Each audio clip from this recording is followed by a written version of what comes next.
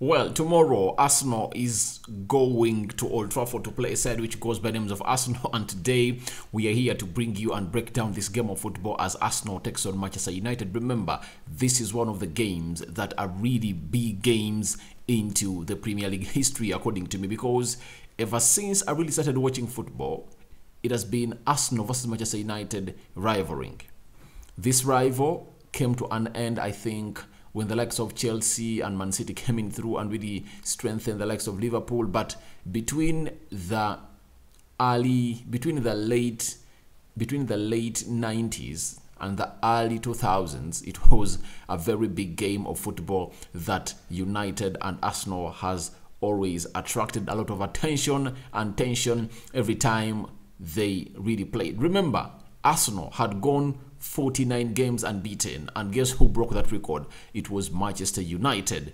And on the 50th game, United won that game. I think it was Paul Scholes and Wayne Rooney that were in the score sheet. So today we are here to break that game down and everything you need to know onto Rokani Media Football. How are you guys, and where are you watching us from? Smash the like button, comment and share. If at all you're watching us for the very first time, endeavor to subscribe to this channel so as not to miss out on stories that we do upload in here on a daily. Now, one thing you should know about this game as we go in: Arsenal doesn't have the following players.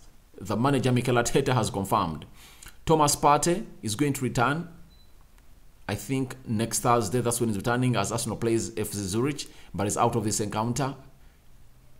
Zinchenko, he's also not going to be part of this game, as the manager told us yesterday in the press conference. But I've seen photos of him training. I don't know whether he's training or not. Then there is the other player is El Nini. Don't expect him to be part of the Arsenal squad tomorrow because he's out for months. Then the other one, Reiss Nelson, might really make it to the squad of Arsenal. But Odegaard and Ramsdale are doubtful, but the manager said they are going to train with him on Friday and today, that is Saturday, and he's going to assess them and see whether they pass the late match fitness test. But obviously, I expect them to play in the field because you can't go to Old Trafford and don't play Ramsdale and Odegaard.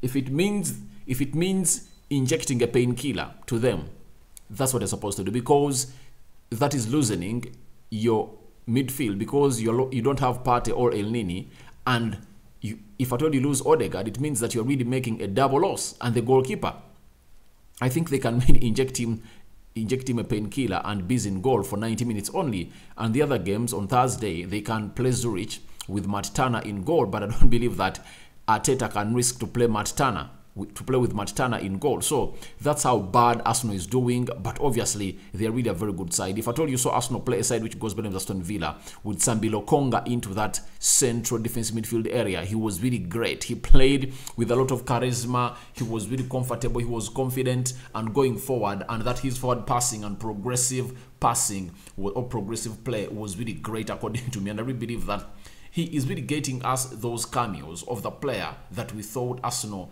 bought from Belgium. So, Mikel Arteta going to Old Trafford, I think, is it because he went there in 2020, in 2020 he went there and got a win. I think it was 2021. 2020, I think it was 2020. He went there, he got a win, but remember, there were no fans. The first game of Arteta he played at Old Trafford, when there were fans, he lost by 3-2. Remember that game very well. Emily Smith-Rowe scoring when David De Gea really thought that an Arsenal player had fouled him, yet it was Freddy Rodriguez who had fouled him. Then an equalizer came in from Bruno Fernandes. Then Cristiano Ronaldo scored the second one.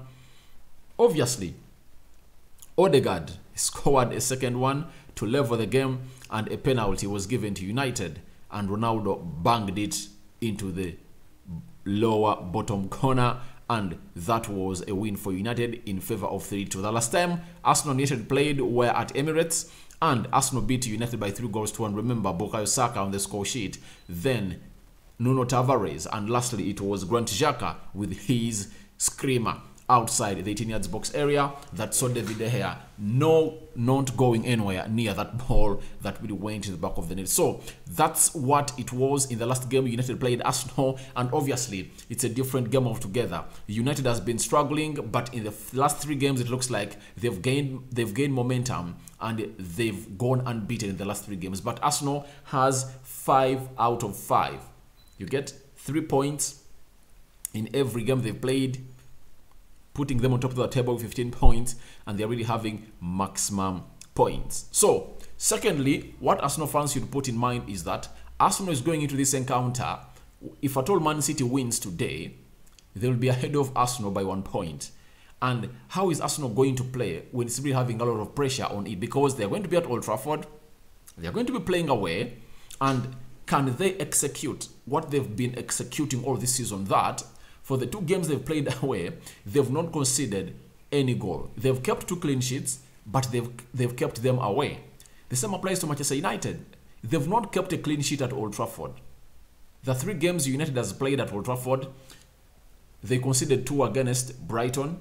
They conceded 1 against Liverpool. This is going to be the 3rd game. You get? Meaning that they've conceded 3 goals in their previous 2 games at Old Trafford. Arsenal at home, they conceded 2 against Leicester. They conceded 1 against Fulham and 1 against Aston Villa. So, we are waiting to see, can United really keep a clean sheet after that combination of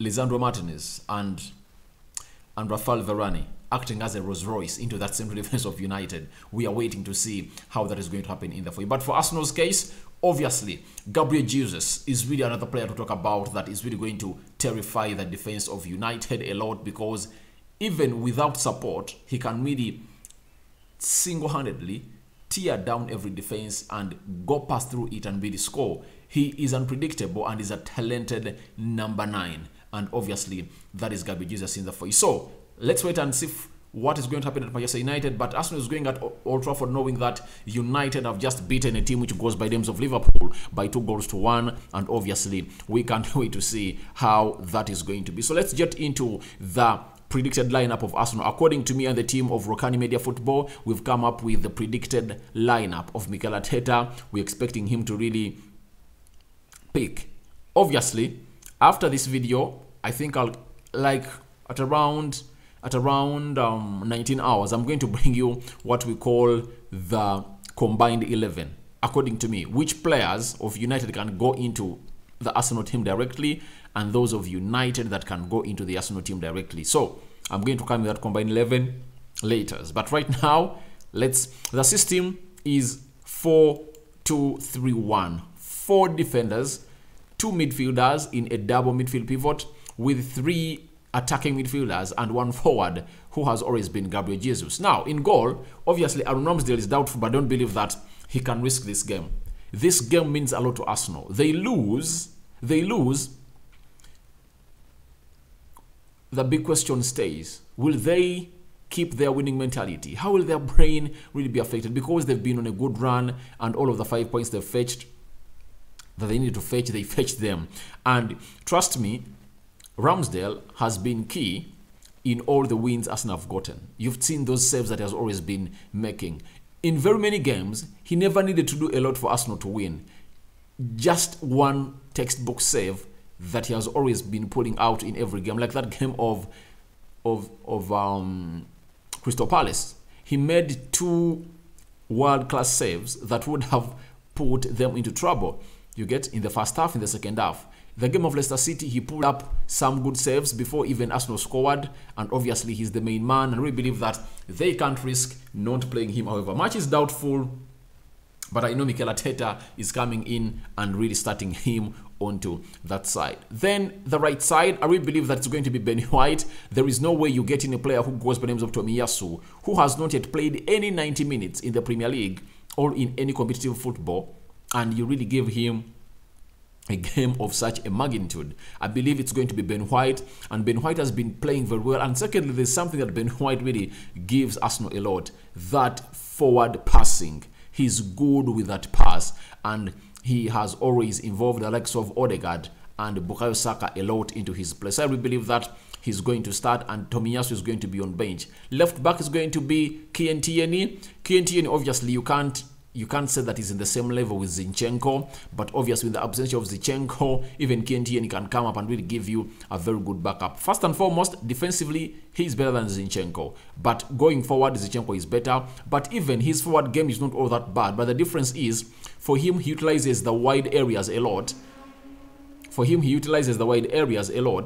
Yet Zinchenko utilizes the central axis and the half spaces a lot when he's really going into the attack, such that Granit Xhaka shifts onto the left back to really cover up for him. But for Kieran Tierney, he plays that entire line. He occupies that wide area every time he's going forward. But obviously, when he goes forward, you expect a perfect cross from him, something that Gabriel Jesus can capitalize on, or Odegaard sometimes. So we are waiting to see how that is going to happen in there for you. Then the other one is Gabriel Magalhaes. Obviously, that central defensive partnership is the Rolls Royce for Arsenal, and don't expect it to change. That is a Berlin Wall. I really believe that those two, Saliba and Gabriel Magalhaes, have built a Berlin Wall into that Arsenal central defense, and you don't expect them to go in and just give out easily. So United, I support United, but I saw it struggling against Ndidi and John Evans, and they couldn't really create many chances. You get? But every time they really approach that defense, they would really tear it up. But do you think Gabriel Magalhaes and Saliba are really going to be easy to go past? That's the big question, because they are really looking good. A Rolls-Royce combination in that central defense partnership is what I can refer to it.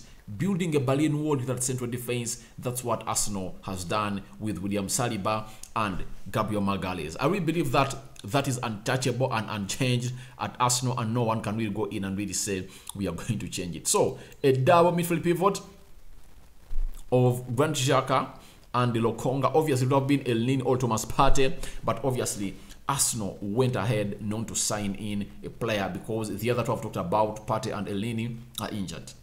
They're going in for Douglas Luiz. It never materialized. And Gerrard said, they said no. And the deal never came to materialization. So as things stand, obviously Arsenal has to play with Granit Xhaka and Sambi Lokonga. Sambi Lokonga played a very good game against Aston Villa. I was watching it and said, oh, he's really trying to be the Lokonga we knew in there for you. But if Zinchenko might surface, you never know, they might place Zinchenko into the central defensive midfield area with Granit Xhaka in there for you. But obviously right now we know Zinchenko is nowhere to be seen. He's injured. Sambi Albert Lokonga is the way to go. And obviously, how do you really build the confidence of such a player who really put up a very good performance against Aston Villa? It's by rewarding him a game like this, isn't it? This is the way to go, by really rewarding him a game like this. Then Martin Odegaard, doubtful, but I believe he's going to surface in this game and really play. He's the captain. He has given them leadership. He offers you leadership. He offers you assists. He offers you goals. 3 goals in the last 5 games. There is no way you can really risk without playing Martin Odegaard. Missing out on Thomas Partey and Elneny, Zinchenko. Then, when you think of Fabio Vieira to come in through, I doubt. You dip Fabio Vieira in a game of such a magnitude as his debut for the Premier League, because has not yet even played a minute for Arsenal in all of these games. Then you are really using him as a sacrificial lamb. But you bring Odegaard because the manager said they're going to assess Odegaard and Ramsdale, meaning that they are going to be a variable. Unless otherwise, the worst goes to the worst. But obviously, they have to go in and really give him the best that he deserves at a side which goes with the names of Arsenal. So Odegaard expected to start into that game of football. However, match is doubtful, but I know he's going to go on and start. And let's go to the attack of Arsenal in the for you. Gabriel Martinelli, 3 goals in 5 games plus 2 assists. That is Gabriel Martinelli. He's on fire and is really going to be playing into that left attacking side of the midfield alongside Bukayo Saka. Remember, these 2 players are the reason that's why Arsenal won a game of a side which goes by the names of of a side which goes by the names of Aston Villa. That second goal that came in through and saw Arsenal lead that game was a combination of Bukayo Saka and Gabriel Martinelli. And Gabriel Martinelli scored and Saka was responsible for that assist. So in every game, you would always love to see a player who goes by names of Bukayo Saka and Martinelli link up more often, because their link up really provides a lot to the team of Arsenal. And obviously, guess what? That is Gabriel Jesus is going to lead the line. 3 goals in 5 games, 3 assists, meaning that in 5 games he has 6 goal involvements, meaning that even if he does not really score, he will really get you that assist. If at all you saw the goal he scored against a team which goes by the names of Aston Villa, it shows you exactly that he can score every type of goal. He's good in the 6 yards area, and ever since he came into the Premier League, no player, no striker has scored more goals in the 6 yards area than him. It shows you that he tracks those runs, and if at all you really create chances, he's going to convert them. He's not a wasteful striker.